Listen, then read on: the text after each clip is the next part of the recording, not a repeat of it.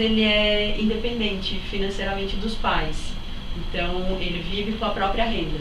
Ele mora na casa dos pais, aí tem alguns exemplos que a gente consegue pensar até de contato nosso. Então, ele mora num quarto separado, ou num puxadinho, né, a casa tem duas partes, então ele mora na parte de trás, de cima, então assim, mora com os pais, mas não mora com os pais, ele tem uma independência, um ir e vir mais tranquilo, mas ele ainda assim, ele vive com a própria renda, então é aquele dinheiro bastante contado, né?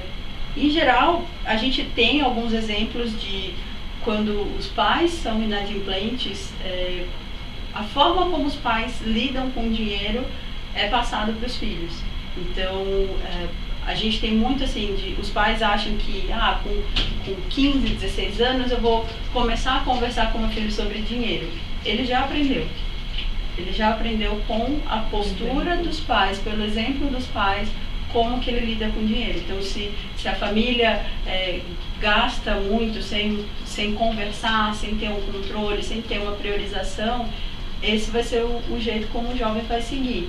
Quando ele estiver, pelo menos nessa primeira fase de saída de casa, digamos assim, ou de um pouquinho mais de afastamento do controle do orçamento de casa. Então, se por outro lado eram pais bastante conservadores, bastante poupadores, há grande chance de o filho também ser um poupador. Ele pode passar pela fase, como muitos jovens vão passar, de querer comprar tudo, de querer ter acesso a tudo, e aí ele vai gastar um pouquinho mais, mas ele sempre vai ter aquela sementinha que os pais plantaram de que ele consegue economizar, de que é importante, que é bom para ele economizar, porque ele vai resolver o que ele quer, que é maior no futuro. Então, comprar uma casa própria, comprar um carro, não é uma coisa muito simples de conseguir levantar o dinheiro, principalmente porque tem as entradas. Então, o primeiro pagamento ali, que é mais pesado, às vezes 30%, às vezes 20% do bem, você precisa acumular sozinho. Então, o banco não vai, é muito raro um banco conseguir financiar 100% da casa ou 100% do carro. Ele sempre vai pedir uma entrada. Olha, a primeira coisa que tem que fazer é saber o tamanho dessa dívida. Então, a gente tem um dos serviços no próprio site do Serasa Consumidor, o Serasa Limpa Nome, que a gente oferece para o consumidor o acesso à dívida dele. Ele consegue entrar lá, coloca o CPF dele, ele vai ver qual é o nome do credor, quais os telefones de contato, e-mail, site, endereço, tudo do credor e, o mais importante, ele vai ver o tamanho da dívida, qual o valor que esse credor negativou o consumidor, esse jovem. Então você consegue ter a noção. A partir daí, você tem fazer seu orçamento, então saber o quanto que você ganha, quais são seus gastos fixos e o que você consegue economizar.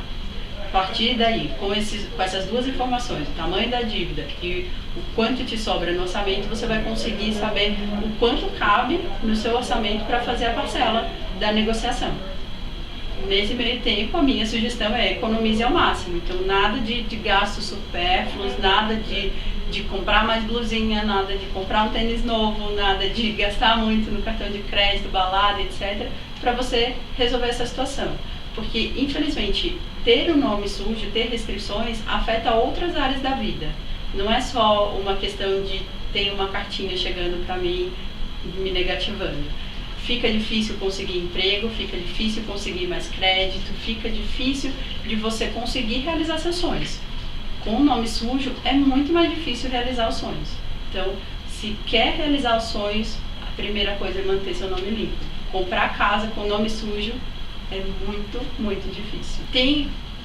Na questão faculdade tem vários viés, né? Então, tem FIES, tem financiamentos, tem o próprio jovem a pagar a mensalidade, né, em caso de algumas públicas, de algumas privadas. O ideal também, manter essa conta sempre em dia, porque além de trazer uma possível negativação, em geral as faculdades acabam demorando um pouco até negativar, então elas tentam várias formas de negociação antes de chegar nesse ponto, tá? Mas para elas também não é vantagem que o aluno não esteja pagando em dia a mensalidade. Então elas podem dificultar o seu processo, podem trazer dificuldade para você renovar a matrícula para o próximo semestre e até te levando ao ponto de ter que trancar a faculdade.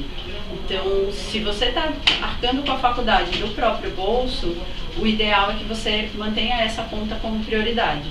Então, juntamente com as contas de luz, telefone e internet, essa conta tem que ser uma prioritária. Tá? E aí, se já está inadimplente com relação a isso, a sugestão é tentar fazer uma renda extra, tentar fazer algum bico, freelancer, estágio, arrumar um temporário com alguém, com algum amigo, algum contato, professores, para você conseguir deixar essa conta no verdinho. Muito obrigado, Joyce, por nos ajudar a esclarecer nossas dúvidas. Agradeço em nome do Senac, Lapatito, e foi um prazer estar aqui hoje com você. Eu que agradeço, a gente está sempre à disposição. Qualquer dúvida que vocês tiverem, é só chamar.